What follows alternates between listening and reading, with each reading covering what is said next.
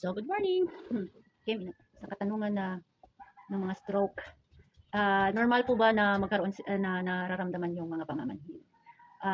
Yes po, normal po yun. Kasi yung sensor or yung brain natin na nagdadala ng sensor, basta sensor, no? Naapektuhan po yun nung na-damage yung brain, no? Kaya nararamdaman po ng mga stroke yung pamamanhid pag tuwing malamig, no? Hindi lang tuwing malamig na mamanhid po, no? Pag kulang sa tulog, yun. At ano pa ba?